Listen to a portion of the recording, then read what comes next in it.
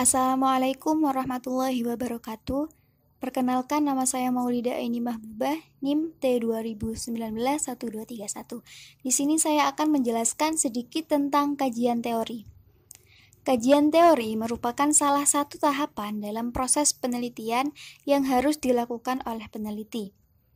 Penyusunan kajian teori menjadi dasar pertimbangan dalam penentuan langkah-langkah penelitian. Proses penentuan teori yang sesuai dengan topik peneliti membutuhkan kecakapan khusus dari penelitinya. Penyusunan kajian teori dilakukan sejak awal penelitian dilakukan. Tepatnya, sejak peneliti dapat mengidentifikasi topik penelitiannya. Setelah topik penelitian teridentifikasi, maka peneliti dapat berkunjung ke perpustakaan maupun mencari secara online dalam perpustakaan digital sumber-sumber rujukan yang dibutuhkan.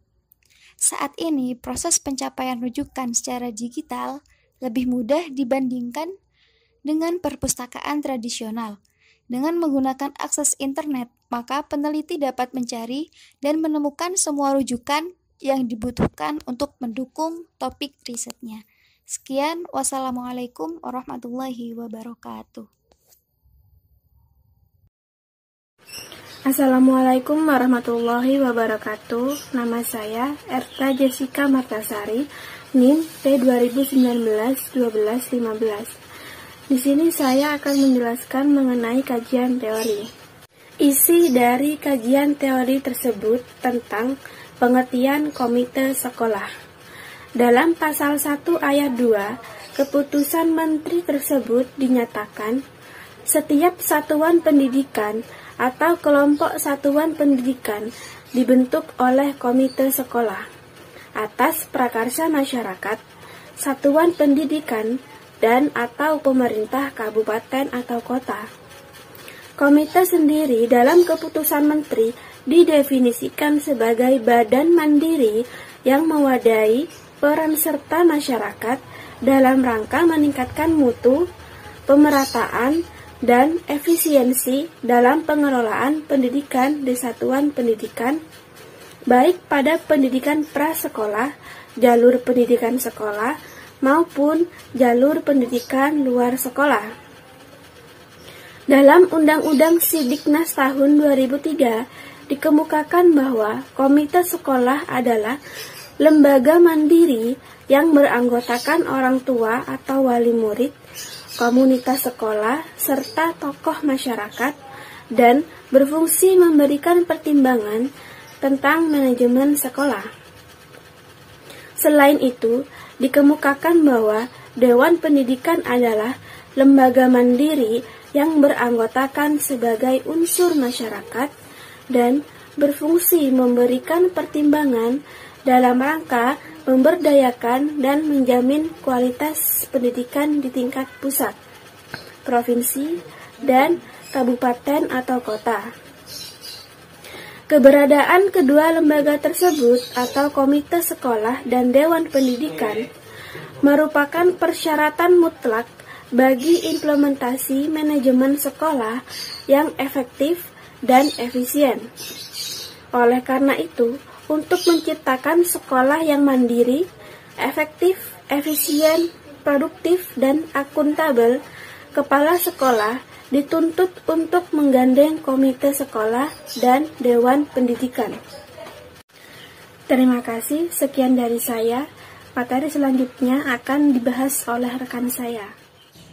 Assalamualaikum warahmatullahi wabarakatuh.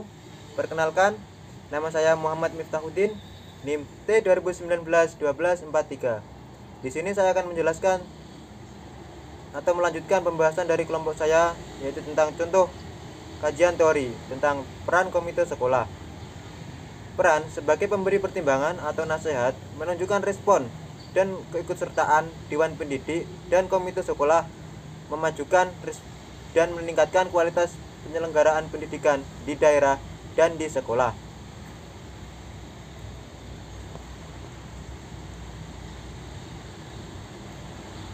Yang kedua yaitu sebagai pendukung. Peran aktif komite sekolah diperuntukkan untuk memberikan dukungan atas kelancaran manajemen sekolah dan memenuhi kebutuhan sekolah untuk meningkatkan kualitas layanan belajar. komite sekolah dapat mendorong orang tua dan masyarakat untuk berpartisipasi dalam dunia pendidikan. Terima kasih. Assalamualaikum warahmatullahi wabarakatuh.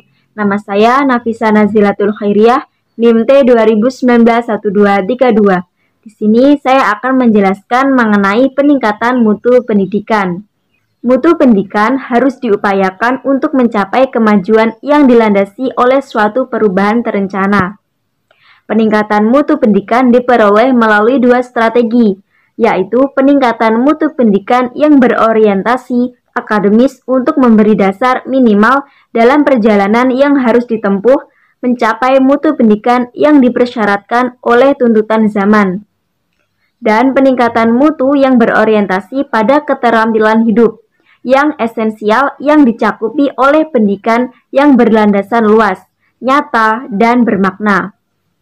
Mutu pendidikan tidak saja ditentukan oleh sekolah sebagai lembaga pengajaran, tetapi juga disesuaikan dengan apa yang menjadi pandangan dan harapan masyarakat yang cenderung selalu berkembang seiring dengan kemajuan zaman.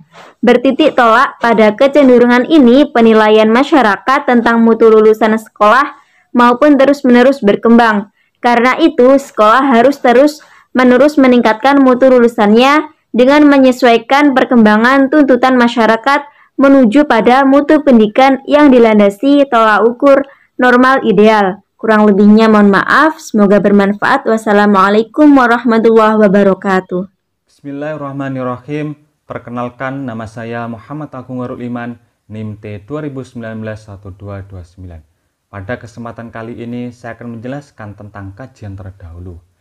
Kajian terdahulu merupakan upaya yang dilakukan oleh seorang peneliti dalam mencari perbandingan dan selanjutnya menemukan inspirasi baru dalam melaksanakan penelitian selanjutnya.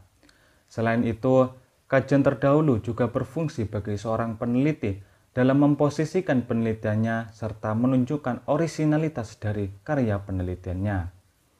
Pada bagian ini, peneliti mencantumkan berbagai penelitian terdahulu yang terkait dengan penelitian yang hendak dilaksanakan, baik itu penelitian yang sudah dipublikasikan ataupun yang belum dipublikasikan. Kajian terdahulu tersebut dapat berbentuk skripsi, tesis, disertasi, atau sebagainya. Kemudian, penelitian terdahulu tersebut dibuat ringkasannya. Dengan melakukan langkah-langkah ini, maka dapat dilihat sejauh mana orisinalitas dan posisi penelitian yang hendak dilaksanakan. Kajian empirik penelitian terdahulu dilaksanakan dengan cara membandingkan antara penelitian yang sekarang dengan penelitian terdahulu dengan tujuan mengetahui posisi penelitian yang sekarang dengan posisi penelitian terdahulu yang sejenis. Selanjutnya, contoh-contoh kajian terdahulu akan dijelaskan oleh teman saya. Terima kasih. Assalamualaikum warahmatullahi wabarakatuh. Nama saya Karmila, NIM T 2019-1248. Di sini saya akan menyebutkan contoh kajian terdahulu. Kajian yang mempunyai relasi atau keterkaitan dengan kajian ini antara lain, yang pertama, Wirdanto yang berjudul Peran Komite Sekolah dalam Mengembangkan Lembaga Pendidikan tahun 2012 atau 2013, yang mendeskripsikan pelaksanaan komite sebagai pertimbangan atau advisory agency dalam pengembangan lembaga terkait dengan kinerja pertimbangan terhadap rencana anggaran pendapat dan belanja sekolah. Dilibatkan dalam pemberi pertimbangan meskipun hal tersebut masih ada ketidaktransparansi dari pihak madrasah itu sendiri. Yang kedua, Ida Tasrika yang berjudul Peranan Komite Madrasah dalam meningkatkan hubungan kerjasama antara madrasah dengan masyarakat di Madrasah Ibtidaiyah Negeri Tanggul tahun 2010 atau 2011 yang membicarakan bagaimana peran komite sekolah dalam meningkatkan hubungan kerjasama madrasah dan masyarakat saja tidak berkaitan dengan mutu pendidikan di Madrasah Ibtidaiyah Tanggul dengan menggunakan teknik observasi, wawancara, dan dokumentasi. Dari hasil penelitian yang penulis dapatkan di Madrasah Ibtidaiyah Negeri Tanggul tahun pelajaran 2010 atau 2011, peran komite sekolah dalam peningkatan hubungan kerja sama antara madrasah dengan masyarakatnya tidak terrealisasi secara maksimal. Yang ketiga, Hendra Ahmad Barizi yang berjudul Peran Komite Sekolah dalam Meningkatkan Prestasi Belajar Siswa di Madrasah Sanawiyah Al-Hidayah Desa Bondoyodo, Kecamatan Sukodono, Kabupaten Lumajang, tahun pelajaran 2014 atau 2015, yang membicarakan tentang peran komite sekolah dalam meningkatkan prestasi belajar siswa saja, tidak berkaitan dengan mutu pendidikan di MTS Al-Hidayah dengan menggunakan penelitian kualitatif deskriptif dengan menggunakan teknik observasi, wawancara, dan dokumentasi. Dari hasil penelitian yang penulis dapatkan di Madrasah Sanawiyah Al-Hidayah Bondoyodo tahun 2014 atau 2015, peran komite sekolah dalam meningkatkan prestasi belajar siswa telah terrealisasi secara maksimal. Nama saya Sri Jainab, NIM T 2019-1225. Nah, dari ketiga penelitian tersebut, terdapat persamaan dan perbedaan. Yang pertama, skripsi Wirdanto, yang berjudul Peran Komite Sekolah dalam Mengembangkan Lembaga Pendidikan tahun 2012-2013. Persamaannya menggunakan penelitian kualitatif dan membahas peran komite sekolah. Sedangkan perbedaan pada penelitian Wirdanto dengan penelitian yang sekarang, yaitu dari segi pembahasan. Penelitian tersebut lebih fokus pada manajemen hubungan masyarakat dalam mengembangkan lembaga pendidikan. Sedangkan penelitian yang sekarang difokuskan dengan peran komite sekolah dalam peningkatan mutu pendidikan. Yang kedua, skripsi Ida Tasrika, yang berjudul Peranan Komite Madrasah dalam Meningkatkan Hubungan Kerjasama Antara Madrasah dengan Masyarakat di Madrasah Ibtidaiyah Negeri Tanggul tahun 2010-2011. Persamaannya menggunakan penelitian kualitatif dan membahas peran komite sekolah.